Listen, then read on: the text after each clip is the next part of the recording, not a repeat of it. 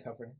Obviously, a bit of Brexit. I don't want to focus too much on Brexit because otherwise we're never gonna. Yeah, we are, but we're never gonna talk about anything else. And I don't want to just be talking about Brexit. 10 minutes of Brexit. Can we just let's wrap up what's happened over the past few days? Yesterday? Because yesterday. Should we start? Should we intro?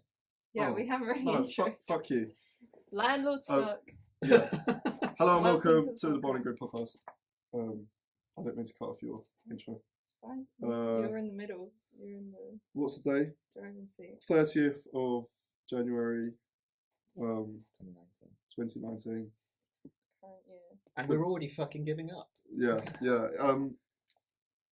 What is it? 58 days from Brexit Day. Brexit Day. We have Brexit countdown. Yesterday we had, we need one behind us on the green screen. Yeah. Yesterday there were more votes on amendments being made to Theresa May's deal. There were some big ones that were voted on. The two big boys being, three. Yeah, there was the Yvette Cooper bill that didn't pass, that would have meant that the government would have to extend Article 50 for 9 months. If Parliament rejected May's deal. Yes, if Parliament rejected May's deal. So that got voted down. Just about, by 12 votes, I think. And yet they voted for, or they effectively rejected no deal in a non-binding vote. So that was what I was saying to you, Connor, earlier about Parliament being spineless. Oh, okay, right, okay. And because they've said we don't want a no deal, but they haven't voted for any effective action to prevent that from happening. Non-legally binding amendment. It's just fucking. Yeah, we won't take any proactive steps, but we'll try and suggest that there are certain things that we don't want to do. Yeah, exactly. We'll signal that we're not happy with it. And then the big boy was the Brady Amendment. The Brady Amendment that meant that this is so fucking ridiculous. You couldn't make it up. The government will go back to the EU and seek changes to the backstop on the Irish border. And May was whipping for this amendment, to back this amendment. So effectively whipping people against her own deal that she has made. So work that one out. But to then go to the EU, who said maybe 2 minutes after this vote passed, we will not be renegotiating the withdrawal agreement. We're sticking to the same line that we've stuck to throughout the whole thing. We will not be renegotiating the withdrawal agreement. There will be a backstop in the Irish border in this deal if it passes. Otherwise, it's no deal, hard border. Very clear, very clear. The unicorn fucking idealists seem to believe that we can still go back. This is re-energized Theresa May and the Tory party, and they can go back and get this great deal. They've got all the leverage. And they're just so blind and deaf to everything that goes on. That this has given her a new mandate, and it's like, well, it doesn't mean fucking shit. Yeah. The EU probably, in negotiations, it would be assumed that your party and your parliament is at least backing what you're doing. It's kind of an exception that it has been such like a sort of divided free-for-all up until this point.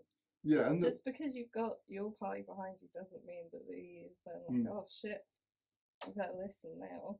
Yeah, and the amendment itself doesn't actually specify the things that they're going to put forward. Yeah, the alternatives to the backstop. It's like these. We've got these things in mind, and they can be put in place.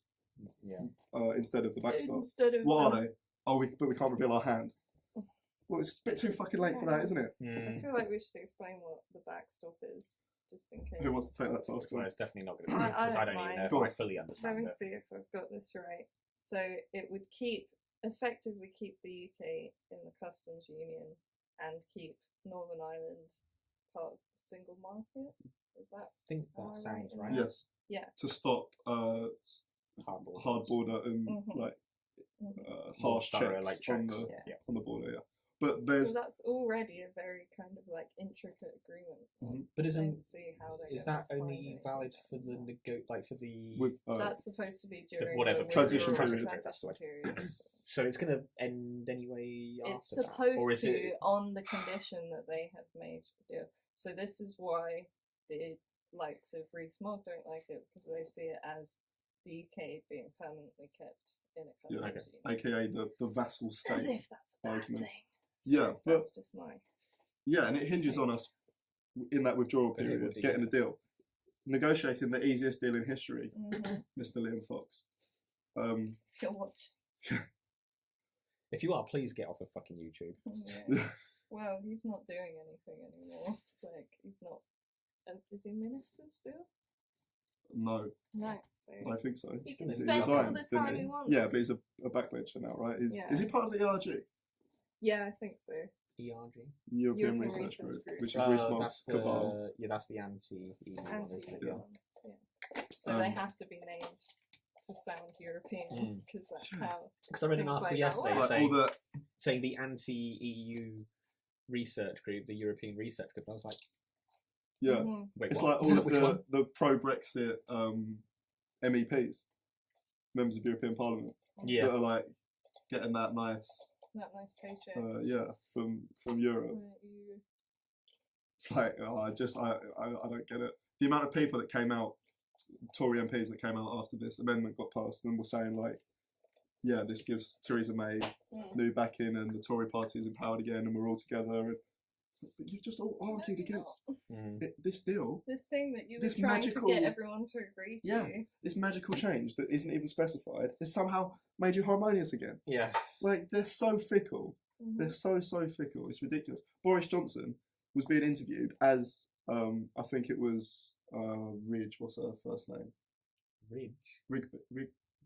Beth Rigby. Like every time I read an article, I just have Eleanor Rigby going through my head.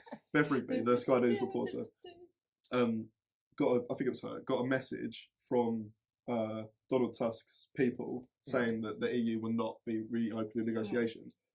Whilst she was interviewing Boris Johnson. And Boris Johnson was like, no, it's not true, no, they will have to, we have the cards. And it's like, it's coming from the horse's mouth. Yeah. They're saying they're not going to reopen negotiations. We can have the discussion as to whether that is the EU playing hardball or not. But I don't want to go there again. No, we've done it, but there's not really much we can add. No, but my point is that doesn't stop the fact that they will not reopen negotiations. I agree. Yeah, so you just have to accept that fact. But then they won't even accept that. It's like a month and a half. They have to at least be seen to be doing something, though. I agree that there's not necessarily much they can do anymore, but they have to be seen to be doing something. If they were just like, this is it, like it's just not going to be acceptable. So what I think will happen, to finish this discussion off, is that she'll go back to the EU and try and reopen negotiations. They'll tell her to piss off. She'll then come back and say, we can't get any concessions, I've tried my best. It's either my deal or no deal, and then try and force through her deal again. Yeah. And that's what will happen. That's where we'll come back. What do you reckon will be the outcome if that was no deal? I don't reckon a deal passes. And then the Labour Party have got to put all of their might into extending Article 50. They have to. For the fucking... And given that Jeremy Corbyn was one of the first people to say we should invoke Article 50 after the referendum, I haven't really got high hopes for that happening. Me either. So we'll see what happens. What is Corbyn doing? No, fuck all. He's not really doing anything. As an opposition leader, he's not really doing. And obviously, I don't think he has to. Yeah, I don't think he has to be oppositional to everything the government says, but he has to fucking challenge them on what they're either doing or not doing wrong. Or if you agree, say. Yeah. We support this thing. He won't, because he's seen the opposition leader. You've got Labour leaders in the north that he doesn't want to upset. You've got the youth vote, shall we say, that predominantly, not even just the youth vote, but the sort of middle class kind of cosmopolitan milieu. They're all very pro-European, so he can't really turn around and say what he actually wants to say, which is that he thinks the EU, because he thinks but I'd at least have a little bit of respect for him if he did that. If he came out and said, I believe that this is a capitalist institution, and I want out, and I want power, and I want to guide the UK through the Brexit process and to a future outside the EU. I'd at least have a bit of respect for him. But none of them want to do that because they don't want to blame other people, and that's what a lot of politics is it's not doing well yourself, it's blaming other people for doing bad. Damage limitation. And then going, I wouldn't have done that. Damage limitation and throwing other people under the bus. And that's why nothing ever gets fucking done. This is a good segue into the shutdown. Okay. If you want let's move on. Are you sure? Yeah. Do you want to say something else quickly? No. Sure. No, the yeah, moment okay. has passed. To me, that is a good segue into the government shutdown in the US, because it's a similar situation. Each side's just blaming each other for not doing something or for not whatever, and they're just going, it's your fault. I think in both cases, and this is probably just my bias, you can see a clear obstructor or a clear, one side being a bit more unreasonable than the other in terms of Trump and how much they want for the wall, $5 billion. 0.9. Yeah. He might have. I think. Did he recently ask for more? I think he might have said 7 now or something. As if that was going to help the No, problem. I know.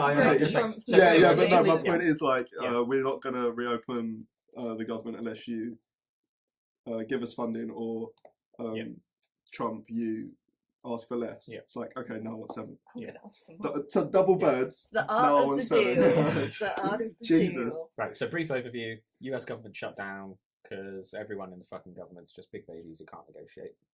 Basically, I think it is. Is that how you'd summarise it? That is how I'd summarise it, because you can say, oh, well, it's Trump and he's asking for something, and the Democrats are going no, and that is it. But he's backed down and compromised and is trying to come to the table and negotiate. Whether or not it's a good negotiation is that's a different argument to have, because obviously I think these 3 weeks will sort of determine. So he's done that so he's said, right, okay, we'll reopen government for 3 weeks to see if we can, obviously to get people paid, because all the time the government shut down, people aren't being paid, which fucking stupid system. That's such the most ridiculous system I've ever heard of. You'll get back pay, and it's like, cool. I'll tell my landlord that. Exactly. That I can pay rent. I don't understand. Or I'll tell the shops that it's like, just give me this. Just give me food. credit. No, and I'll just give you $50 IOUs the next week. Can I have a tab, please? But I just don't understand how that works as a system. I guess it's meant to be like a motivator for the politicians to get their shit together and, get the government back. If you're Trump and you're like this pro-working class, pro-jobs, blue-collar man, wouldn't it be more important to put your convictions to the side for a second and say, okay, we'll continue the debate without the shutdown? I mean, obviously, playing devil's advocate here, he's going to say no because he was voted to do this particular thing and they're not doing it. But people are literally not able to eat because of your stubbornness. I agree. I'm not saying it's not. No, I know. I'm just saying that's what's the argument against it is no, he wants to do that, and also it isn't just Trump, because it is the other side of it who are not making any compromises or not bringing anything to the table. They're just going no. Do you think that if they said, okay, we'll grant you $3 billion instead of $5.9 billion, he'd reopen government? Yeah, I think absolutely. I think one of the most recent things was he even just said just a down payment. He was like, let's just start doing something.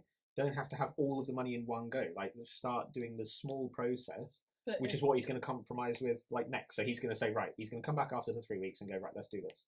But if the Democrats fundamentally just think the wall, as it's called, is a bad idea, a bad investment, then why should they really compromise to that? I agree. But that's why it's a silly system that you can just go, well, we disagree, so we're just going to shut down the government. So one of the things that I find really funny about this, and let me start by saying, one of the political union debates just before Christmas, somebody said politicians shouldn't be judged in what they say by what they say in campaigns. Now, I thought that was such a dangerous statement. You should absolutely judge them. So let's go back to the campaign. What was the argument? I want to build a wall on the southern border, and Mexico's going to pay a beautiful wall. Big beautiful wall. I want to build a big beautiful wall on the southern border. God, it was like he was fucking. In the room. And Mexico are going to pay for it. Yeah. Nobody's talking about that. No, there are. That is definitely. Are they? People are talking about it. Okay, so good.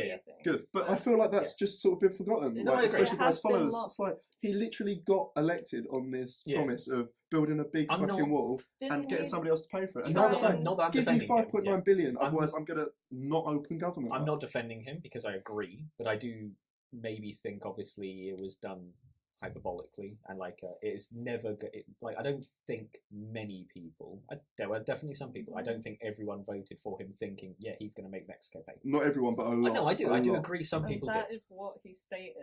Yeah. So no, I agree, and this is why you should do it. I definitely agree. I'm not sure whether where I stand on the wall. I just think it's a bad investment. regardless of how you feel about immigration, particularly immigration from Central America, and the statistics are showing that Mexican immigration into the US is already declining as Mexico's GDP increases. Think from like Honduras and El Salvador is increasing but set to drop off. Anyway, even if you think it's like the worst thing in the world, it's bringing the apocalypse and caravans. Those border, the whole idea of a border fence is like really unlikely to stop a lot of illegal immigration. Most of US illegal immigration is through visa overstay. I saw an article saying exactly the same thing. That's why there's the whole meme of planes that go over walls. Yeah.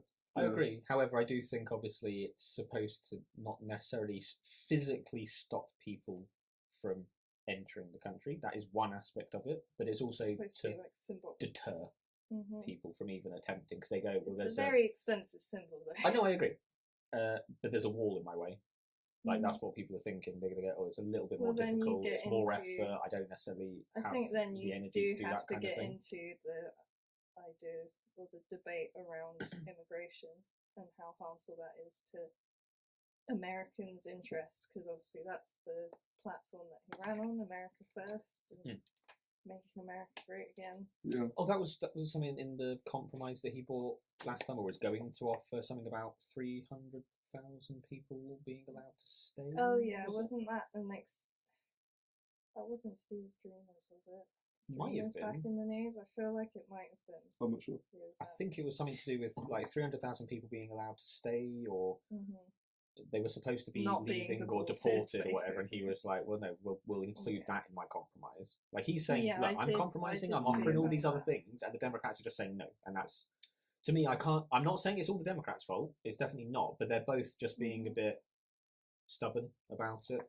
Yeah, they need to work something out rather than just go, well, we're ideologically opposed to this, so no. They're not offering anything as an alternative. They're not going, okay, well, what about? Sure what the well, no, but they're not even. Is. They're not doing anything. They're just going no. But if they grant some money and it gets like a quarter bill, and then they don't want to grant any more money, what's the point? Yeah, that's I think where they're coming from. It's like if we give you an inch, take a mile. Well, and they need a few miles. Yeah, but we say they renegotiate to 2 billion and they build like almost half of it, and then you've just got half a wall. I just don't get what that is going to achieve. You know, like I don't know. I just don't like it as a policy. Just forget it's Trump, and there's way bigger issues. Americans' lives could be improved using that money for other purposes. So the argument, care reform, for it's never going to happen because they're never going to argue for that, are they? Effectively, the money. I know someone who is not saying I'm an AOC fan, but she was one of the people who voted against reopening the government. I'm saying, like she had a vote. There was a vote for something. I can't remember the exact details, but there was a vote for a deal that would have reopened the government, and she voted against it purely because it funded the ICE. I think that's fair enough. Okay, yeah, I agree with that. Ideologically opposed to that. So, especially that was one of her big campaign talk points. But she voted previously to fund it. She voted previously to fund it. What? Everyone's pointed out that she was being a hypocrite for saying that she voted against the deal or whatever it was because it funded ICE, and then also but you also voted here and that funded ICE. Like, pick one. I think you've got to look at the specific, the context of the vote. When everyone's just pointing out that she didn't realise that the first vote that was for funding ICE, she just was like... Was it purely for funding ICE? I don't think it was like, do you want to fund ICE, yes or no? Yeah. Because it was wrapped up in a bill somewhere. Well, no, both of them were, because obviously the second one wasn't, do you want to fund ICE, yes or no? It was part of the spending package that they're trying to negotiate had funding for ICE, and she was like, no, because I don't... But also, people can change their minds, and you have to look at it. The point is that she didn't actually realise. She was like fundamentally opposed to funding ICE in the second thing, and she obviously was running on like not funding ICE. But the first time that they had to vote for something, either a spending package or whatever, there may have been another corresponding issue that outweighed that. I don't know, because that is one of her big. That's one of her big things, isn't it? That's one of her big. I don't know if the US have the same system as we do as well. Well, I'd have to say having to vote with the party. I'll send you something. Yeah, sure. But yeah, I just think they need to actually come to the table and properly negotiate, rather than just going, no, we don't want it, and then that's it, and just leave it But like I think that. they sort of have been. The money that they were requesting, Trump and his team and stuff, they were saying, right, well, I can't remember what department it was, maybe Department of Defense has 100 million, might be 100 million or 100 billion, just saved. That's for. I'm guessing it's not 100 billion. I mean, okay, well maybe, well no, because they want 5 billion. They want 5 billion, and they're saying, well, we'll just take some out of that because it's not that much. For what? For the wall. No, for what is that 100 billion for? It's literally for just like a rainy day fund. Yeah, basically. Right. From what I read, I'll have to confirm it again. But from what I understood when I was reading it or listening to it, maybe it was a video I was listening to where they were explaining it. It'd be a nice little pot, wouldn't it? Oh, just dip into the 100 billion. Well, the thing is they were like the people who were saying, well, you can't do that because it's like emergency funding or whatever. But they were saying, just in case we need to it's funded. I think it's Department of Defense. Flying off missiles for every person in the US. It's funding that they have that they don't use because it's emergency, like national emergencies, like crises type things. But they go, well, we're not spending it. Yeah. The US government is just like a doomsday prepper. Yeah. My mum. She started prepping. Yeah, have you never heard of this?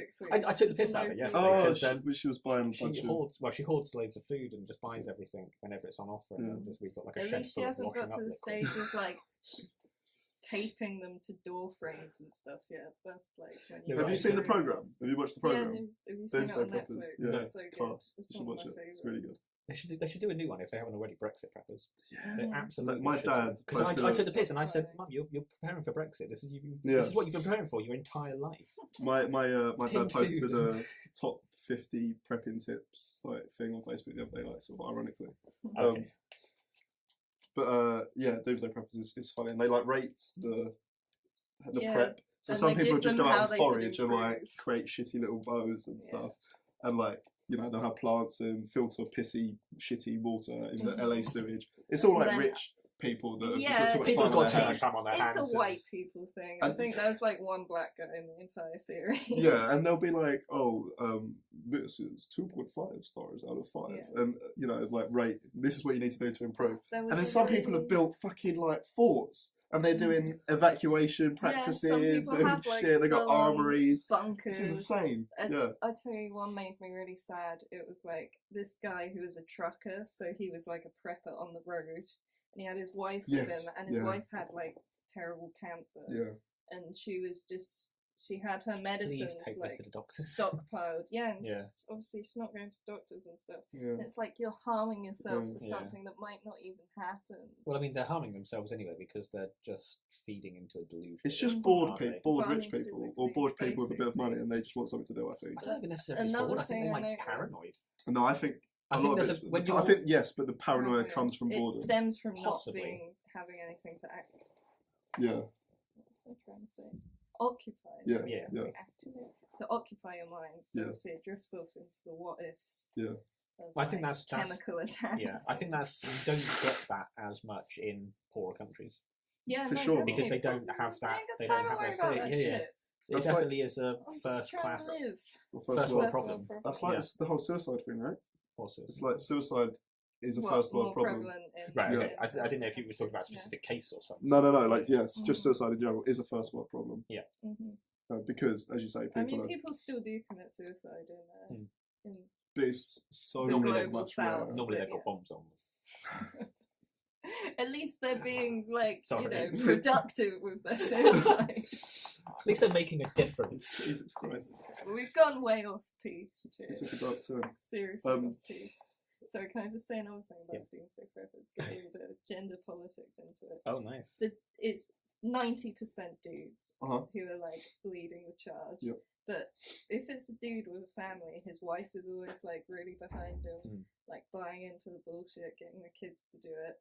And the one episode I watched where it's a woman who was worried about it. The husband was like, "You fucking idiot." Already her take was completely different on it. Whenever it's the father of the guy, the family leading it, he'd be like, "Protect your own, sort of hunker down. Everyone's going to be coming here trying to steal stuff, so we need loads of guns." Yeah. this woman was like, I would like to invite people into my home.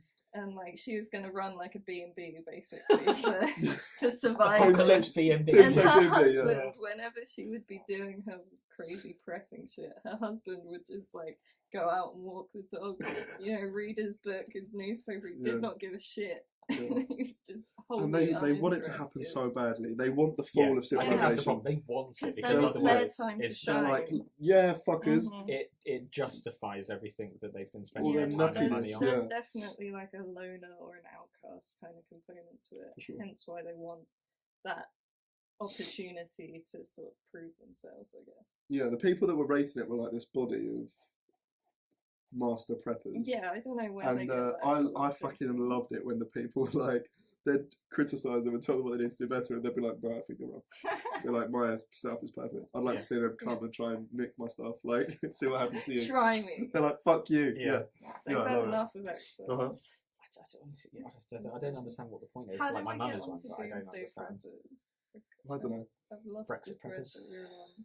No, and then it's like government shutdown. Government shutdown. Oh, the US government being a doomsday prepper. Yes. So this money, back to the money. So they have this fund of money that isn't like it isn't something they draw upon. It's just always allocated to. I think it's the DoD. I don't quote me on it. I think it's the DoD. So they have this money, and I don't know if it was Trump directly or someone on the Republican side or whatever, which is like here is a potential workaround. We go, well, we don't need that all of that money all of the time. We could just start withdrawing from that the amount that we need and just get it done that way.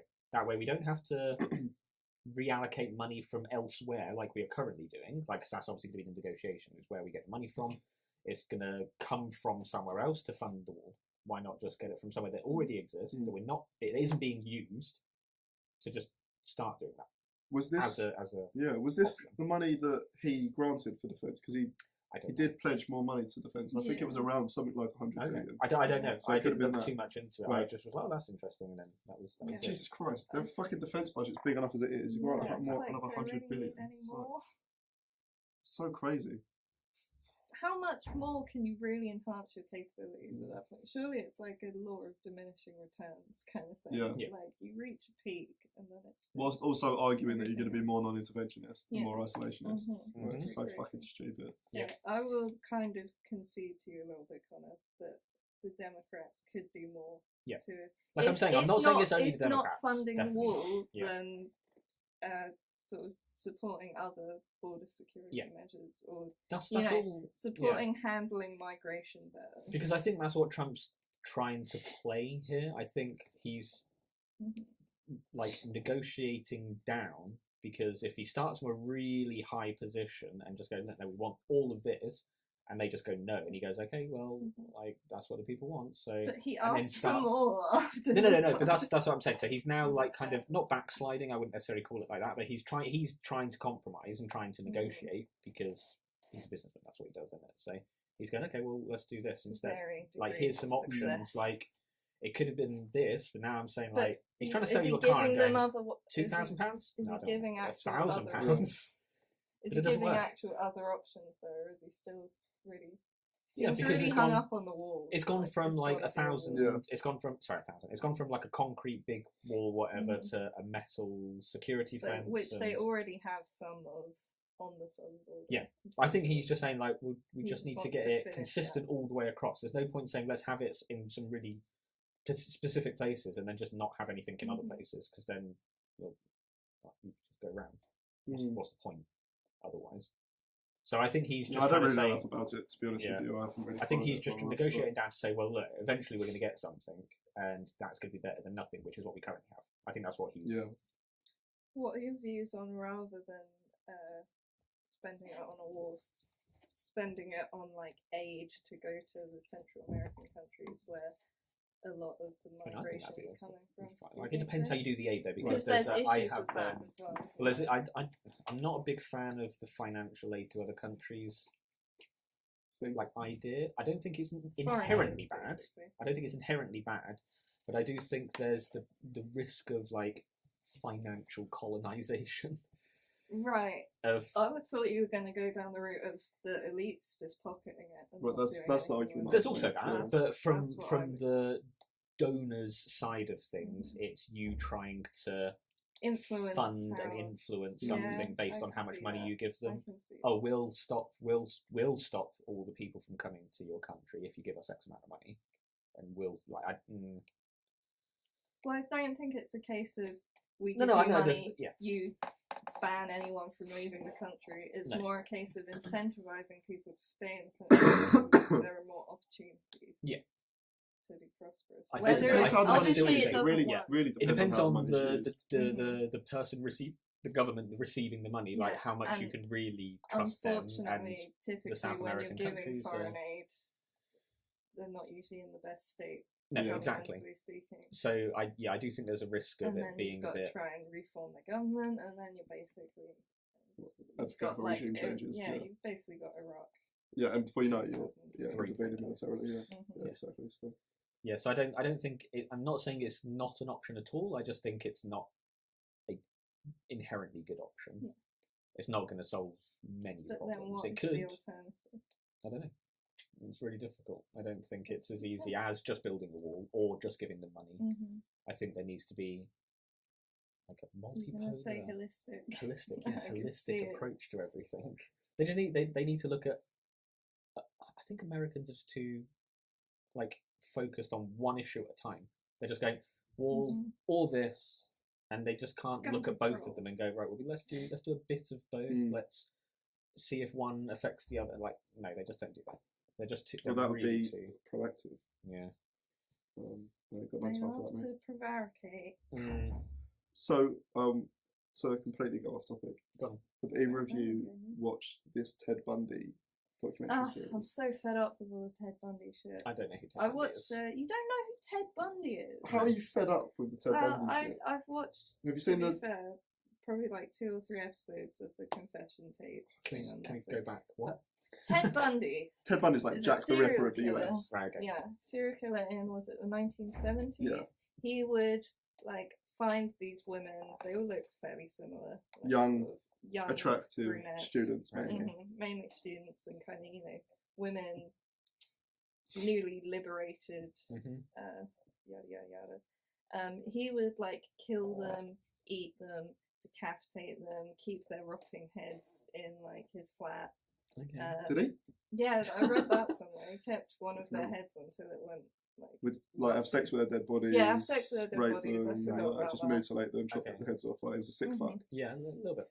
At least 30 women who did this thing. And some estimates are closer to 100. Yeah, it's really varied. But at least 30. Basically, I think the thing that intrigues everyone about him is that he doesn't look like a typical serial killer. He's quite attractive I wouldn't say he was attractive. I say he's pretty mediocre. He's not he's got a bit of a weird monobrow going on. He's not 5 out of 10. A spice, but he's he's not a unattractive. passable human being.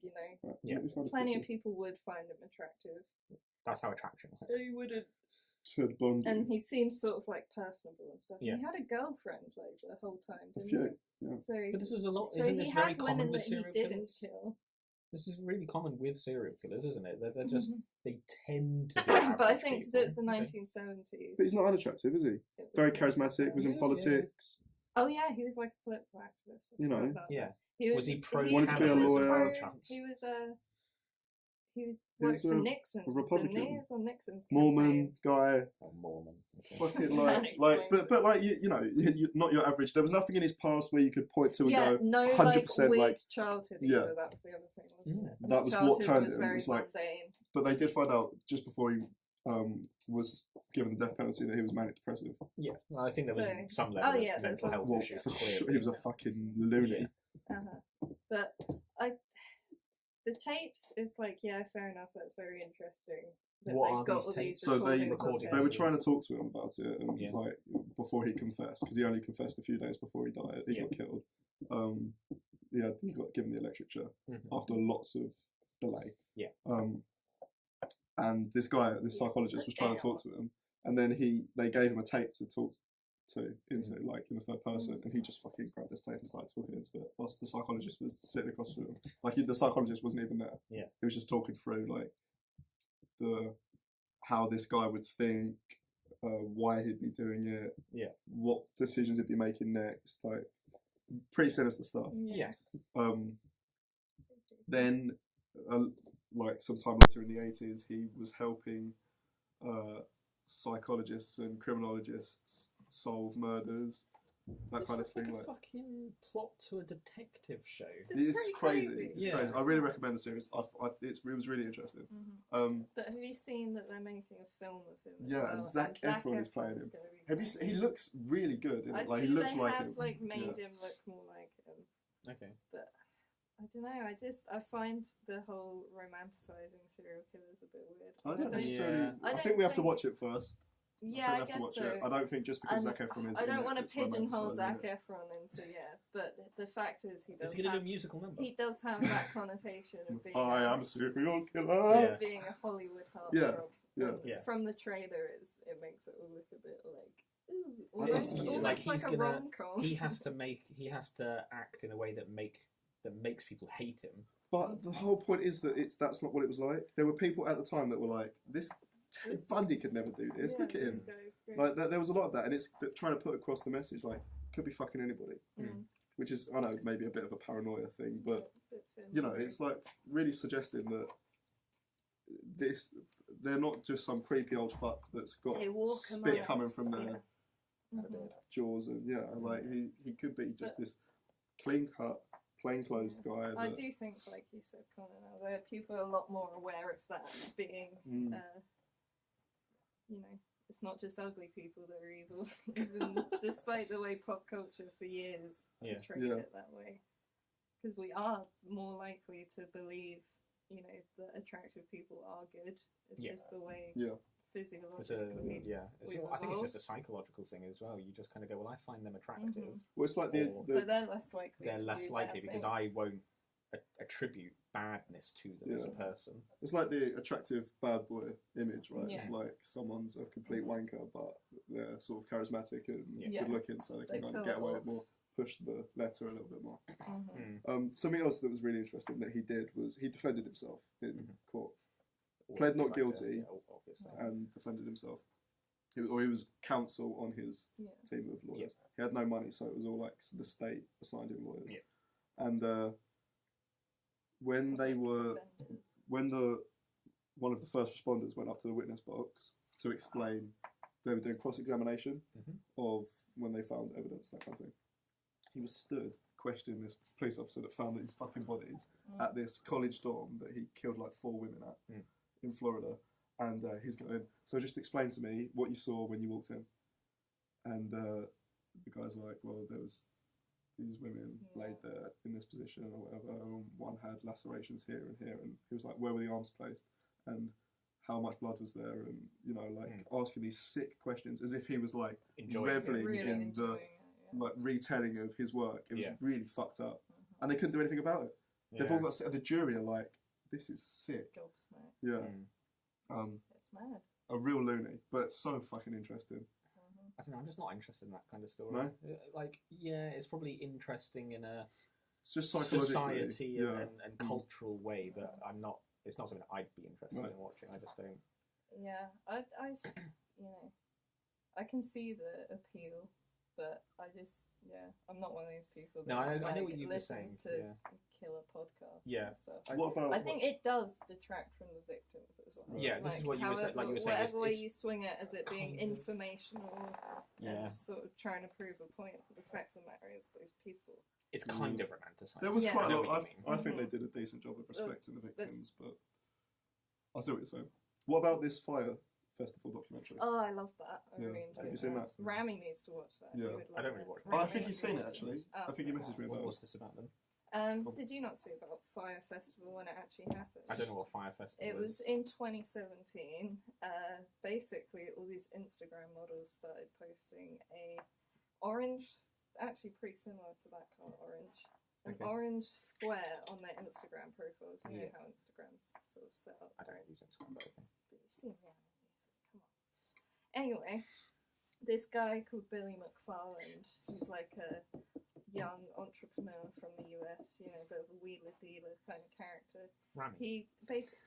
He links up with Ja Rule, who's, I'm gonna have to do a lot of explaining.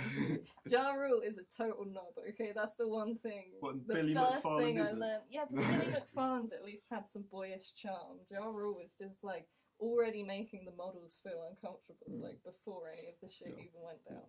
So he linked up with this. Talking another fucking anyway, but Ja Rule's a rapper. Ja Rule's a rapper. Right. Okay. He called himself a rap mogul. So he's sort of bankrolling, I guess, or giving this guy a platform. And they want to create a festival on Pablo Escobar's former island, so an island that was formerly owned by him, for like rich and famous people, basically, to go and influencers, yeah, and act rich and famous.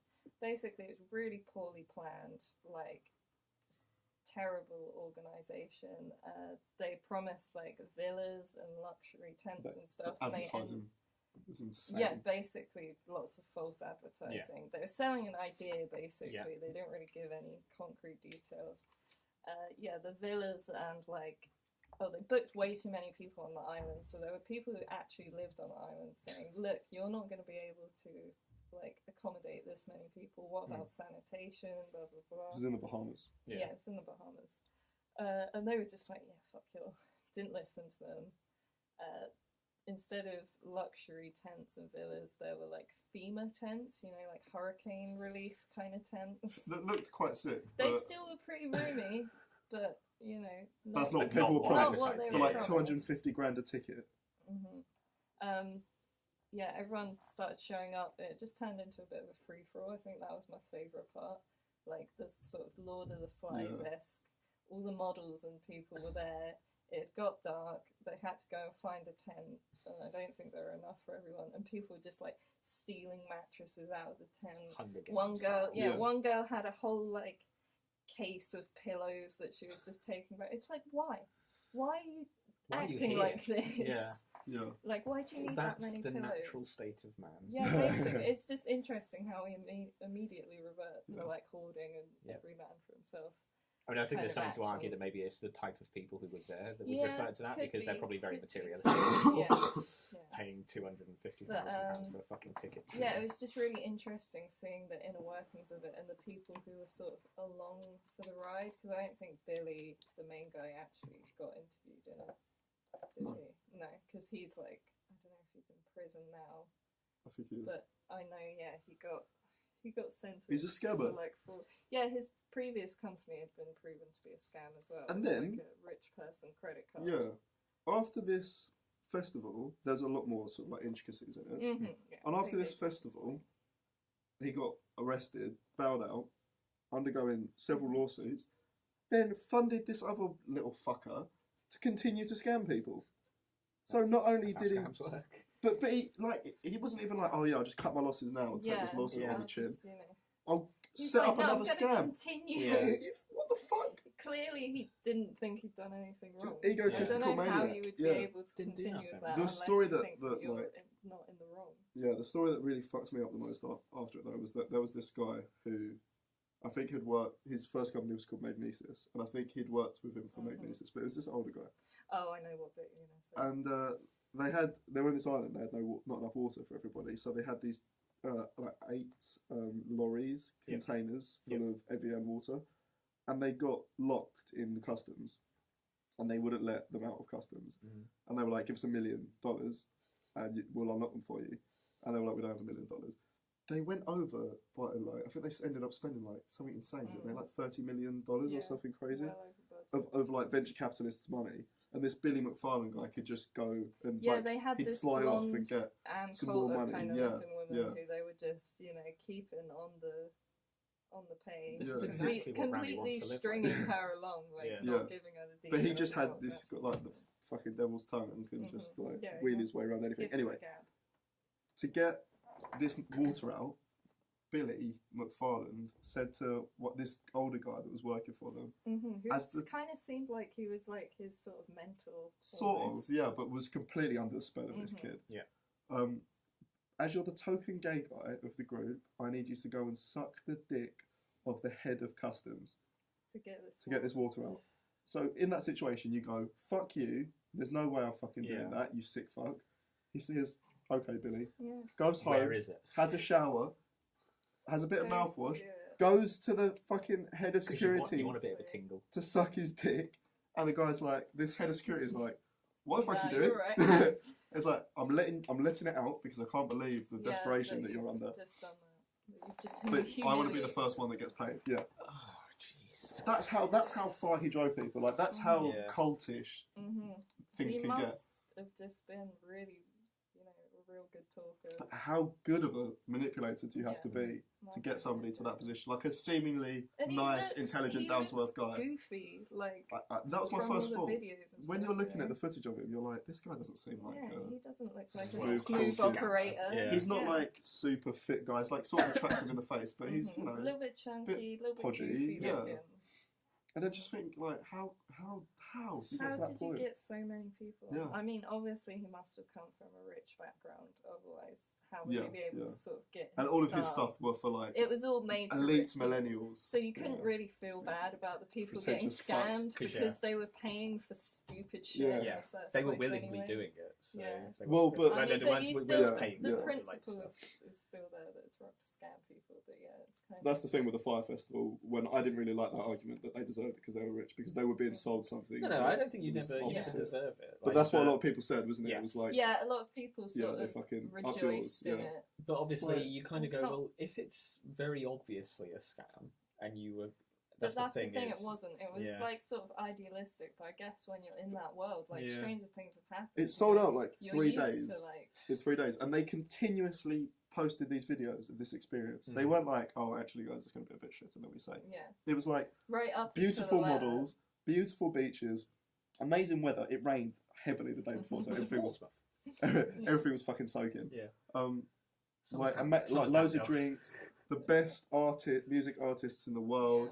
Like, it was going to be the most lit festival of all time, and they got none of that. And it really was like a huge scam. It ended up getting cancelled. Loads of these Bahamian people have lost a fuck ton of money. Oh yeah. They had all like local Bahamians working. Like 200 people working on it, and they never got paid. Obviously, once it failed, they were like, "Well, where's our money? Where's our payment?" It's really bad. But anyway, again, really interesting. I'm like, please don't get scammed. Don't fall for this don't like idol mindset. Like, culture. Please, exactly.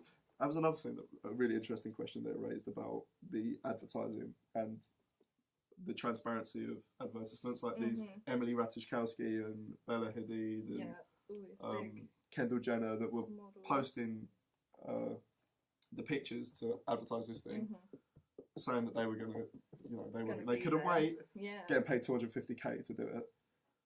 They weren't transparent about it. Yeah, they weren't like, this is an advertisement. I think that did prompt a lot of for sure.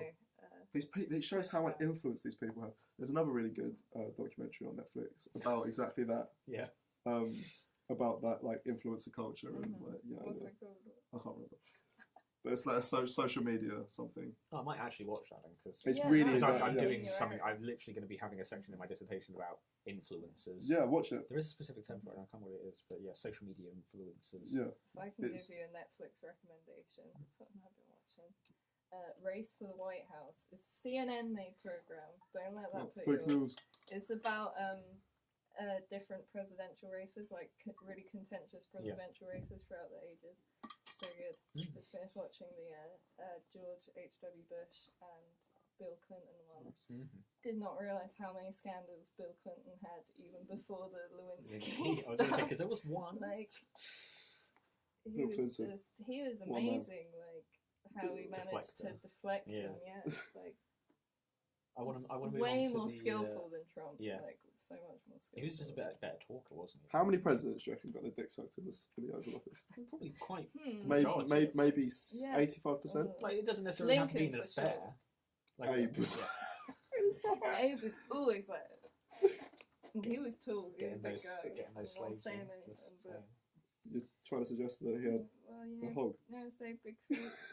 Big brain. So I want to talk about something related to advertising. So I don't know if you've seen that Apple are being sued. I don't know, they're always being sued. Right, aren't they? Yeah. Yeah. So I don't know if you've seen the most recent thing that's been happening, where there's been a glitch found in some of the FaceTime software that's been allowing people people can listen in to people's phones and see them before they've picked up their phone. So if I call you on FaceTime, there's something that I can do so that I can hear and see you before you've even picked up and swiped yes, I want to answer this call. Jesus Christ. Scary stuff. They've disabled the service, so it's not just through FaceTime. I think it's group FaceTime. Right.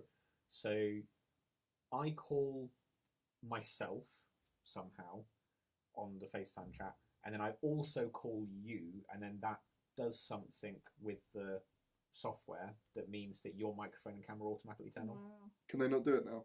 They've disabled the group chat option. How long do they know how long that was going on for? Or is it just no, I mean it's only been a recent feature, last couple of months. So I don't know if it's something that they've literally just found out, or if it's something that's maybe been slowly bubbling away, or if it's just a thing in the most recent update that's caused it. I said Jesus Christ, but I'm not even surprised when this stuff happens anymore. Like it's so constant, and we should just expect that these things are happening, and that's what you get for. It's difficult. It's a difficult having these kind of technologies. I mean, to me, I think you just kind of go. I don't necessarily think there's any nefarious purposes behind it. But it's still fucked up, isn't it? Like if somebody can do that, then who else can gain access? It's like the earpod thing, where that you can get an app now where if your phone is in one room, you can hear what's going on in the phone through the earpods. Like you can use it as sort of like a bug. You know that. So like if I know AirPods. So if my phone was in there. I had the AirPods in. There's some kind of app that you can set up where. So you can hear through the phone. So you could leave your phone in a room, leave the room. That's just how. That's just how AirPods would work. That's not anything special. Like I could do that now. No, but not listening. Not listening to like music or anything. Like listening to like conversations that are going on in the room. Yeah, you can do that. Do you not think that's fucked up? I don't. I think that's only with the intent. Like you're not going to be able to stop that. There's no like software that they can do to stop that, because I can just go in there, well. take my phone to like the underside of a table, whatever, and turn it on to call. Yeah, so call someone. Yeah. I stick my AirPods in. It's connected to that. I'm going to be able to hear it because it's just connected through Bluetooth. Yeah, so I'm going to be able to hear everything that's being said. Any Bluetooth headphones. So what you're saying. So you can't stop that. That's more of like a physical endeavour. Yeah. I feel like someone would eventually twig. Well, it depends on how well you've hidden the phone, or if people even check the phone. If you make a noise by accident on the other end, I never even mute your microphone. Didn't even think of that. Because that's just a standard option on your phone anyway. Sounds like you've already been doing this for a C. Well, no, it's just I just thought it was. Find archive. Of our private conversation. I already know what you just took. No, you can just sort of, I don't think it's nothing. You don't have to be like a hacker to know how to do that.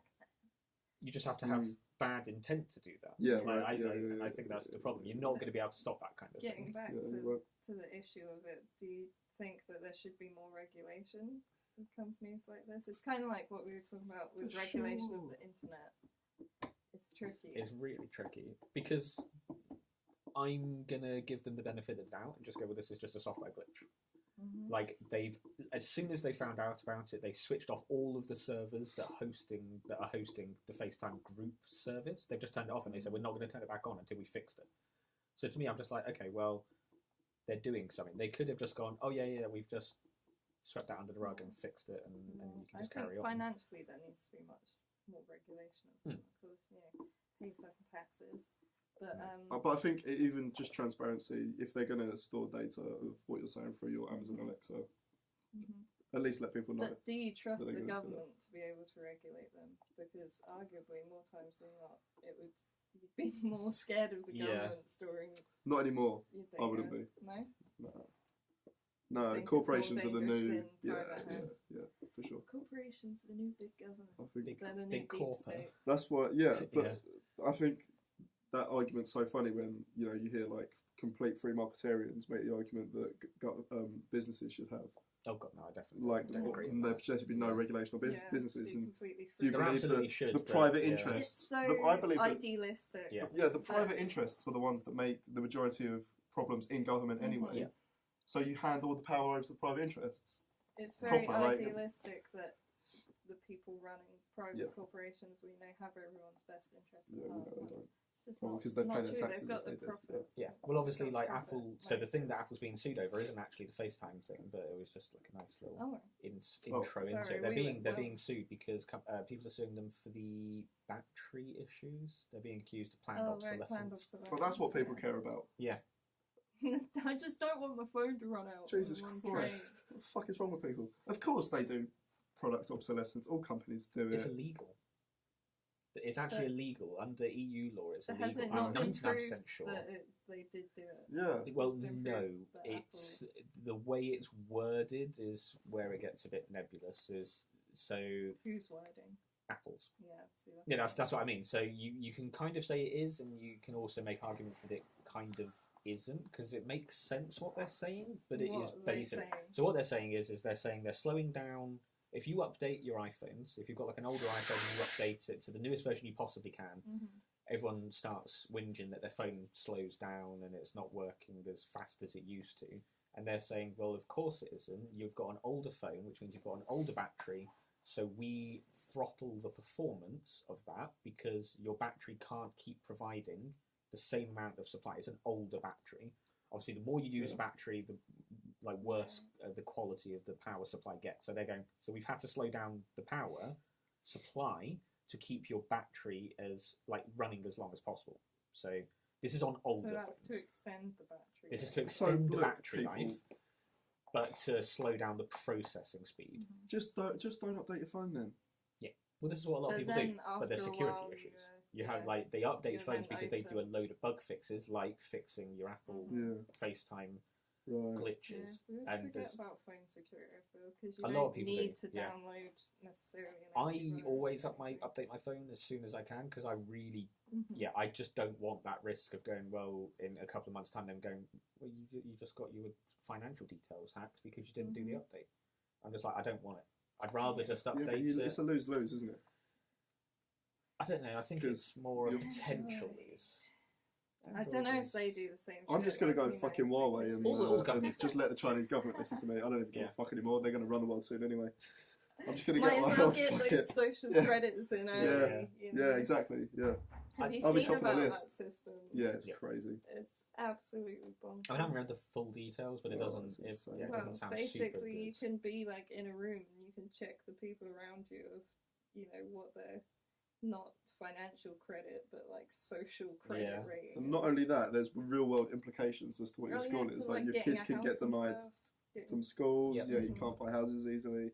You can't go. And isn't it affected by such ridiculous things on how if you pick up your dog shit and stuff as well, you just get. Well, I kind of agree with that. I was going to say, I feel like you'd be on board with that. I think you'd be well on board with social credit.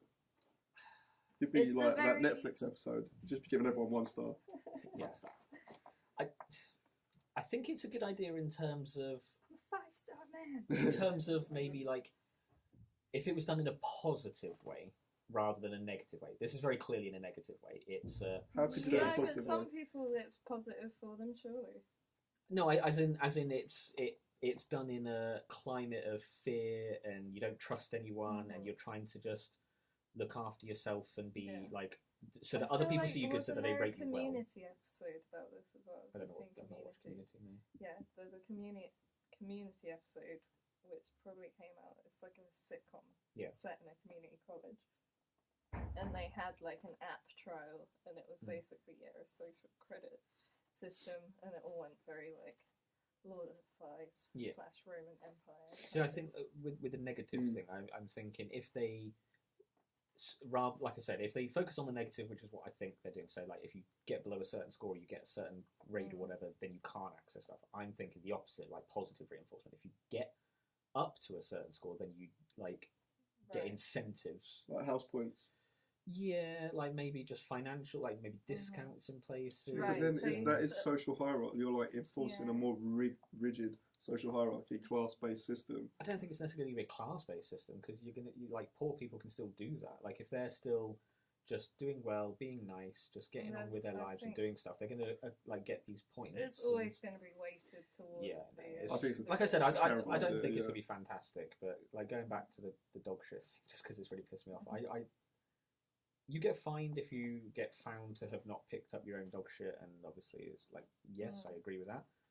But the police on the horses during the match the other day, just fucking shitting everywhere and just leaving it. I don't get it. There were why police is that? On horses? Yeah, this is why I said it was a really big deal.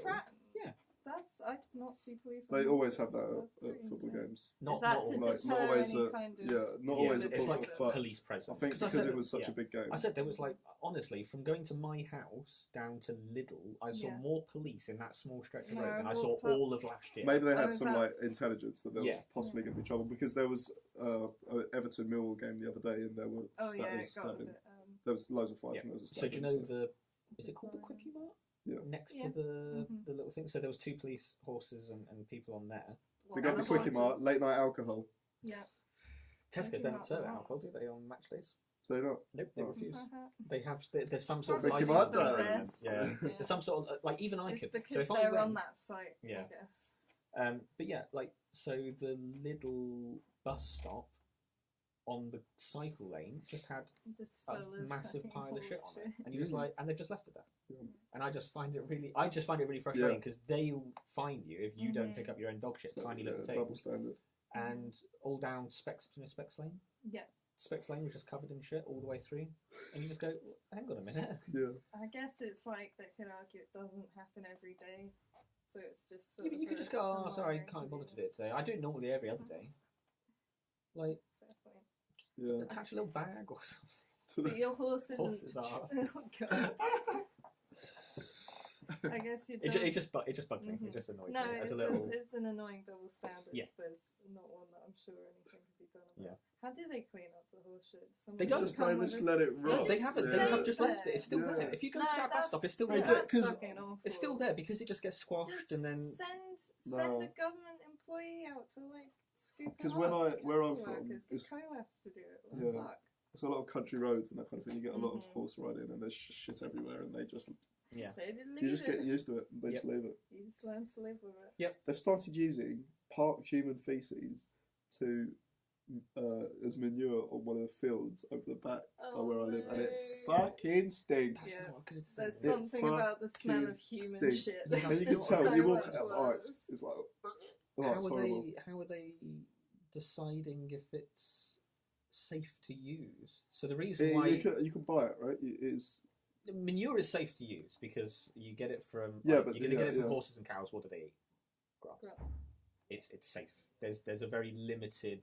So does that reduce the number of maybe there's toxins? certain people like selling their poo. Maybe it's vegan poo. Yeah, maybe that's what they're doing. They're just I had a meeting with the council either last year or the year before. I can't remember. Can I use my poo in my garden, please? No. And it was a meeting about Colas, the company who does like maintenance in the streets and does like public work jobs and stuff. And so we were saying like it's coming up to winter, like we want to make sure that Colas is going round cleaning up all the fucking leaves in all the places. It clogs the drains up in some areas, and you get massive like areas of the road that are just like filled up with water because there's a couple of leaves over the drain. Like you need to sort that shit out, that kind of thing. And then we also, one of the guys in the group asked, what do you do with all the leaves? Like, because you're going to go around collecting up all this leaves and debris, what do you do with it? They burn them, don't they? They burn them. And we all kind of went, why don't you compost them like that? And they said they can't compost them because they might be contaminated with dog shit. You just go, well, why? You can compost dog shit. You can't. Why not? Because it could be contaminated itself. Worms, bugs, bacteria, poor diet. So this is why. But you can't compost worms. No, this isn't worms like earthworms. Oh, no, but like this is like dog worms. Yeah, but can you not? No, because obviously if you're then using compost, if that compost gets infected, parasites, and then you're going to use that to grow food potentially, it's not a fantastic system. Which is why I can't believe they're doing it with human feces as well, because humans can get worms. Maybe it isn't human shit. Then. Maybe that's just like a starting at home rumour. Could be. It's just not. You don't really want to use human shit. So no, whatever it is, it fucking stinks. That's what I'm saying. It's definitely not normal manure because it carries throughout the whole bloody village. It is probably. You walk out the door and you're like, whoa, it's that time again. Yeah, blimey. It's awful. Oh it's fucking awful. How do you cope with it? You just get used to it. But it is. Deal with the smell. I want to wrap up with one quick Are thing. we not wrapping up on human shit? No. I want to wrap on one quick thing just to piss Jack off. What do you think of Gillette ad? Oh my god. I wanted to just get it in just really quickly. Yeah. I know it's old news and we missed the boat on it, but I just want to... I don't care, really. Yeah. But look, if we have to go into it... That's a very political person type. Look. Just look. Not talking about the backlash. Other people's opinions. Yeah. What do you think about the ad? Let's talk about that. So, I think there are issues to address in this area. Mm-hmm. And I think that it's mainly an area that guys have to address. A lot of the issues is, to get any kind of proper solution, it's something that guys are going to have to address themselves. I think that there needs to be a lot more, I don't want to use the word policing, but just thought about behaviour. Like self-addressing. So, like, for example, if you're out and one of your mates starts groping a girl, say to him, mate, what are you doing? Like, let's just think about what we're doing, because it's not, that's not a great thing to do. I do not have a problem with letting your kids have a bit of rough and tumble. That was one of the most ridiculous I do not of have it, a problem with there being a bit of chasing about and a bit of teasing. Yeah. I do not have a problem with what were the other ones in there.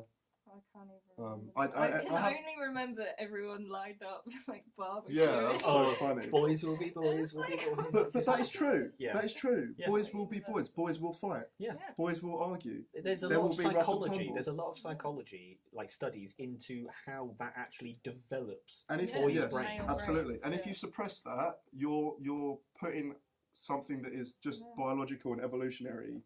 You're suppressing that, and that can lead to lots of problems. And that's not a healthy way of No. coping. And you want us to talk more about our mental health issues? But at the same time, right. But I do have an issue with this catcalling culture. I do have an issue with this sort of.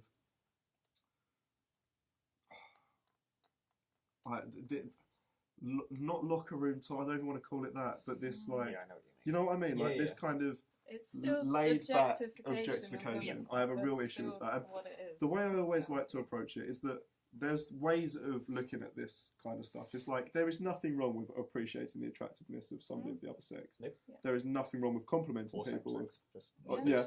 Right, but this the is same, specifically really. about straight Yeah. white men a lot of the time. There is no problem with appreciating or complimenting somebody. Mm-hmm. There is no problem with feeling like you want to have sex with somebody. There's no issue with those things. They are all normal feelings. But the way that you vocalise and go about those things, that's where the problem lies.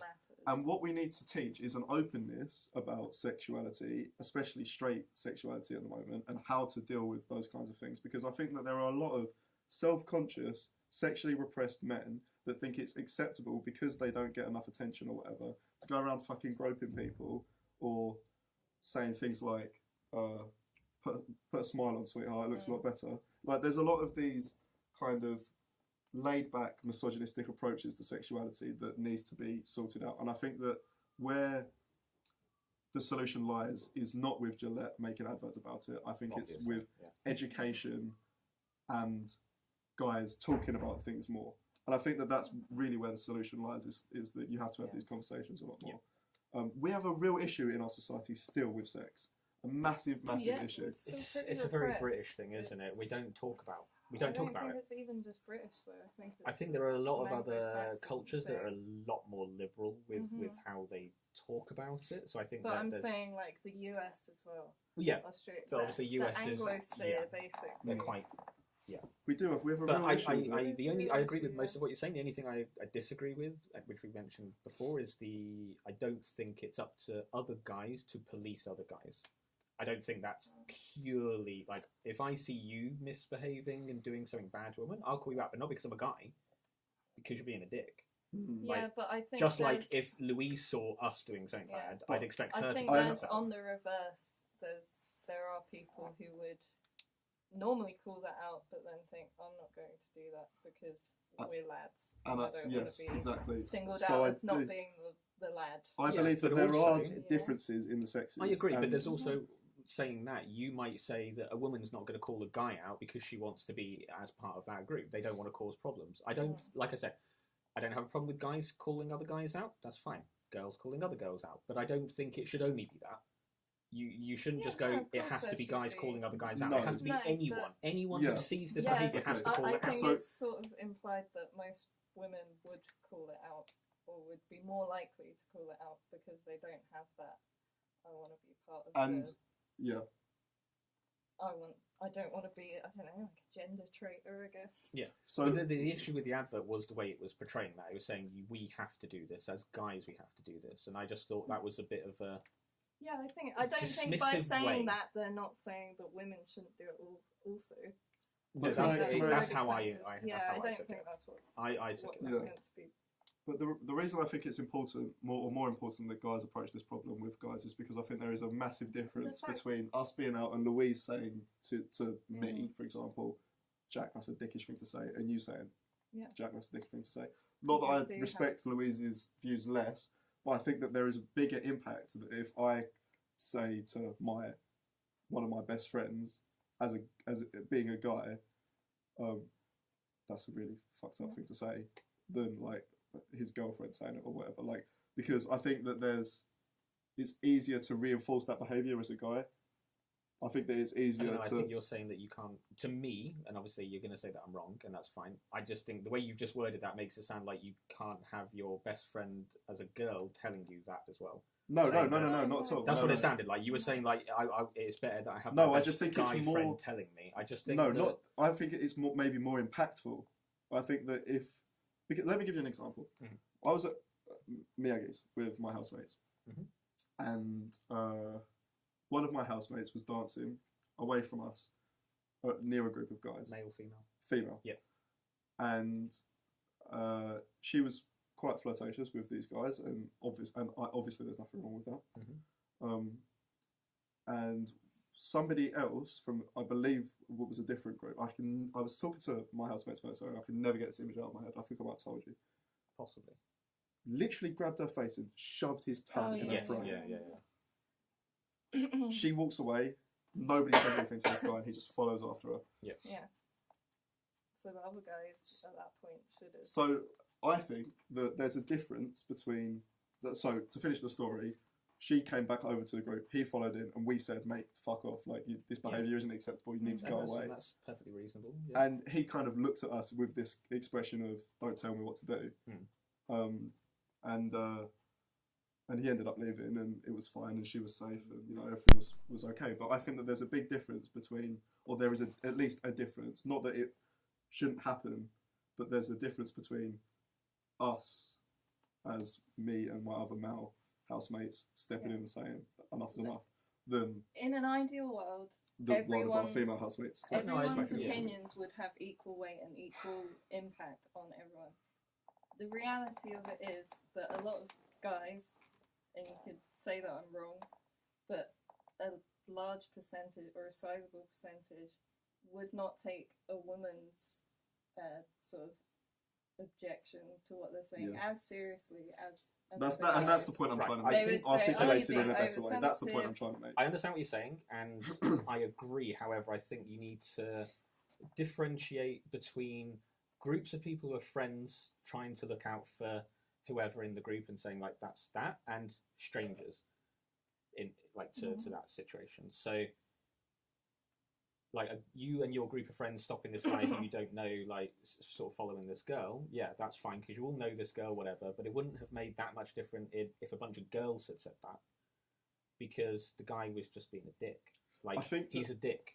It's not a we're guys, so we have to stop him because he's going to listen to us. He doesn't know you. He doesn't care if you're like. He's just like, well, actually, but he did listen, but because he couldn't do anything. I'm saying a bunch of girls would have had the exact same effect. If there was there were 6 or 7 girls around her saying no, he wouldn't have just gone, move out the way. I'm going to fucking do something to her, because there's still that physical presence. I'm not saying that it's going to happen in all situations. I'm just saying you don't have to. That's not the issue. It's the fact that maybe some guys wouldn't have taken that step.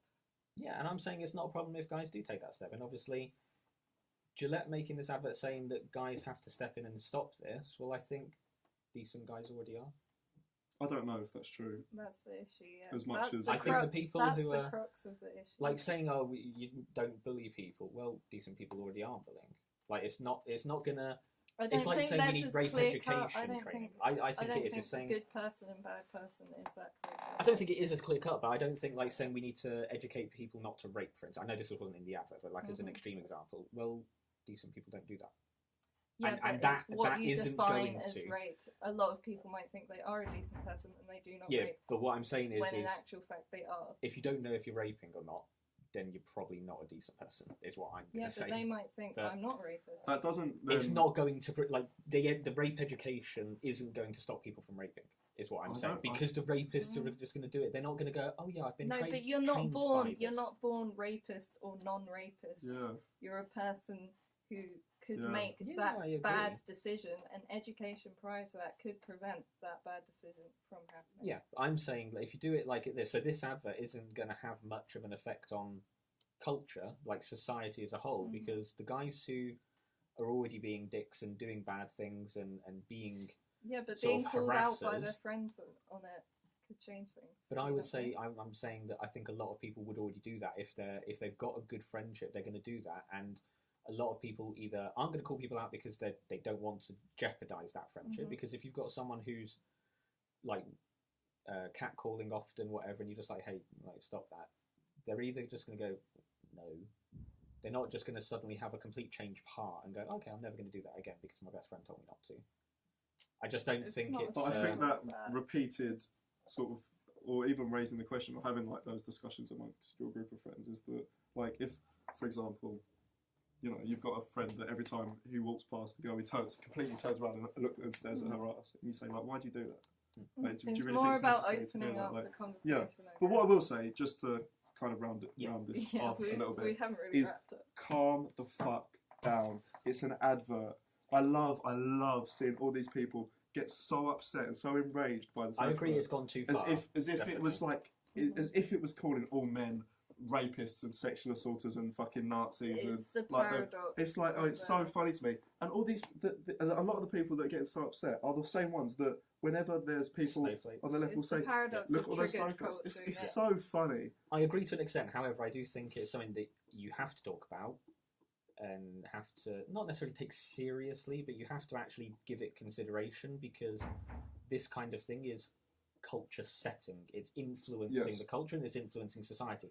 And if a lot of people do think that it's sending a bad message, then I think they should be voicing their concerns about that, because obviously a lot of men, and what you're saying is not you personally, I'm saying like people who say, oh, you shouldn't be offended by this, like it's just telling you to be better. You're saying that like adverts that are criticizing how they feel, because that's what it is, that's what they feel like it is, shouldn't be able to voice their opinion. But obviously no, I'm not saying you, but I think that's how it's been come across.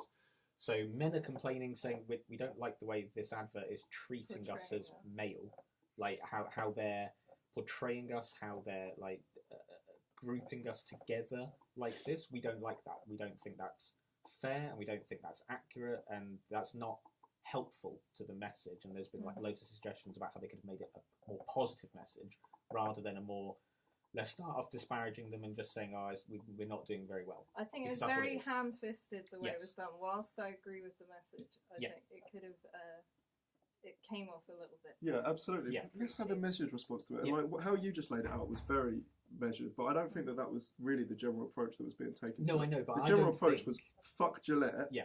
I don't think that the people who have gone that far necessarily have, this is going to sound really dismissive, have the capacity to put it in a measured way. They're angry and they don't know why. Yeah, but I think I think that's the they issue need to interrogate that reaction. Yeah, but would they say that the next time? Interrogating that reaction and like understanding why they feel like that isn't going to come about by saying you need to do better, because that was the message. You need to do better. No, I think it was a very patronising way of doing it. Interrogating it won't come about if people are saying, stop being so offended, stop being so true. Whilst I agree, but it's funny to see the sort of reversal of roles. Yeah, the thing is like you take the information in and then have a calm, sort of more intellectual discussion about it, about its impact. Yeah, but this is internet outrage culture. But this is my overriding point: is that we need, as a culture, as a society, to take a step back from that and understand that it isn't changing anything and it isn't creating any positive steps forward. And what we really need to do is think about things more before tweeting about them. Oh, well, that's just take a standard bit more for everything. Yeah, but take a bit more time to think about this stuff in a bit more depth and to actually analyse the effect that it's having, and then have a proper conversation about how we can overcome these problems. I think the Gillette adverts of old were so fucking good. I don't know if you've seen any of them, but they're fucking brilliant. Like, well, the person even the ones all more like, recently. football-themed ones, Yeah. and that's about it. Say it again, sorry. I can remember football-themed Gillette ads. But like the ones from like, I don't know, they were playing ones from the 60s or something, or like the 80s, and about like with the song, like the really famous Gillette I have song. no idea. No, I don't know what you're Sorry, talking I about did now. not realise. The only song that I can think of for a razor company is "I'm Your Venus." I'll be happiness, I'll be Yeah. fire. But yeah, I just think, I agree it went completely too far, like with the outrage, because I was just like, okay, so what I did was I watched the advert just on its own, standard, and then I watched people's critique of it to kind of see where other people were coming from, because me and my wife watched it, and we Did just you kind of watch went, any positive critiques? yep, there was a couple of people who were just like, yeah, it's not as bad as people is making out, and like I said, I don't have a problem with it in the sense that it's trying to bring a conversation, but like you said, it was very ham-fisted. It wasn't done well. To me it was more negative than positive. It was, we're shit and we need I to do don't better. necessarily disagree with that. And the difference is if you look at a lot of, so it was supposed to be a male empowering type video, like we can do better and we will do better. The woman who directed it has done a couple of other like advert type things, who has done more female empowerment videos, and they've been very positive in message, and we're doing great, and like we're going to build each other up. That's fine. If she'd have done something like that, that would have been fine. That would have been absolutely fine. Do you have a problem? And this is going to get a bit identity politics now. But Sorry, do you have a problem with a woman directing a advert about men and about masculinity? No, but about a message saying men need to do better to help men, like a completely male focused. No. You don't have a problem with that at all. No, because I think if you're saying if I said I do, to me the implication is that I'm saying that women can't understand masculinity. No, but that's the point. So I don't have a problem if a woman understands what's going on, understands masculinity, how a lot of men feel, how a lot of men, like, so psychologists, for instance, like the masculine traits, how we react physiologically to things, they're going to know. Do you have a problem with that woman making that video? Yes, because she was a complete like feminist ideologue, and it was a pro-woman, anti-man type stance to take by disparaging men at the beginning and then saying, you're really shit. I don't because think there was anything really pro-woman in that. Okay, well, yeah, you can argue that, but her other work is pro-woman, which is like fine. Don't have anything wrong with that. What was her other work though? Off the top of my head, I can't remember, but I will get some links. It was. You need to look better. No. It was. She's like, this is like getting women into like higher paid jobs and getting women into jobs that are typically male dominated. No problem with that. Yeah, no, just like I wouldn't have a man like saying about women, like talking about women and femininity, because that if you're saying that they can't do that, you're saying that we can never know the other sex. Yeah, we can never understand each other. And I think that's dangerous. I was just wondering divisive, and that's not a good way to go. Yeah. So I have no problem with a female, a woman, trans woman, whatever, talking about masculinity and trying to put out a positive message. But if it's a disparaging message, shitting all over masculinity, and same for the other way around, because it's equality, that's problematic, because then you kind of go, well, hang on a minute, you haven't looked at other things. I'm not saying you always have to be positive, and you always have, but in an advert where you're trying to be like, yeah, we can do better, well, just be nicer, be more positive, rather than going. So if I started off an advert for like women, trying to empower them, saying like you can do better, you can be in higher paid jobs, you can be in like better positions, I'm not going to be like all women like have to kind of call each other out when they dump babies in dumpsters, because that's the thing that some women do. Yeah. Like that wouldn't be okay. So to say like, oh, we have to stop all men from harassing people, not all men do that. Yeah. Not a lot of men do that, and the ones who don't do that are already potentially calling other people out, or at least not accepting it. And I just don't think it wasn't a good advert the way they were hoping it would be, or maybe it was because maybe they suspended the outrage. The shares spiked for a couple of days afterwards. I think they dropped back down to regular. The thing that I would point out is that you said, like, oh, we've missed the mark on this. It's like, it's not about raising the issue necessarily. It's about creating a little bit of drama for a little while, and moving on to the next thing, getting the internet points, and then moving on to the next thing. And it's not about actually solving the issues. And that's they failed fundamentally in what they were trying to do because we're still not having a conversation about it. I don't know, because depending on the position of the director, this woman, maybe her aim wasn't to make awareness of this particular issue and have discussions about it. It could have been to trigger these people. But you have to take it at raised awareness of it. You know, positively or negatively, the fact is we're having a conversation about any publicity. We sort of are. Yeah, we're I not guess really you could having say a conversation about. Been derailed by the conversation. Yeah, about but that's the reaction. because it's also been derailed by the way it was done. So we could have had a really good conversation about it. Because it wasn't done in a good way. So the advert wasn't done. Let's actually have conversations about the issues. But we need the advert as the focal point. That's why. I don't think we do. I think we do for big nebulous issues like society and masculinity, femininity. We can't just all sit down and go, right, let's have a conversation about Why not? Because we need something. You need a reference point to draw from. And obviously everyone's got different experiences. The reference point in this is a negative one, and a lot of people are angry about it. A lot of people think it's good. It was weird. I saw on my Facebook a couple of people were sharing it and saying this is a really good message, and I noticed it was all women. But a lot of the men that I spoke to was like, no, I don't think this is a good message, and it's supposed to be empowering for me, and I don't think this is a good message. And obviously that's not representative of everyone. Fine, whatever. But I thought it was just indicative of the discussion that it's enabled. It hasn't enabled that discussion, a good, positive, constructive discussion amongst men. It's done it maybe to women and obviously maybe to some men, but I think it hasn't been a good constructive discussion amongst men because it was focused on pissing on men. Do you not think that's due to that visceral reaction straight off the bat to it? Because it was a negative portrayal of men. Can they not see past that, like, for just a second? That's my point. Engage in the idea, even if you don't like it. Think, I'm going to engage in this. No. I can still disagree with it at the end of it. But obviously, if you're being told that you're doing shit, so like if you compare it to something that we can relate to, like if your dissertation was like your supervisor's like, this is shit. I think it's all shit. I think you need to do way better. Your initial reaction, and for a few days afterwards, is going to be negative. You're not going to be really like endeared to them and go, yeah, I can do better. Because that's not how humans react to being told they're doing shit. Well, I think some may.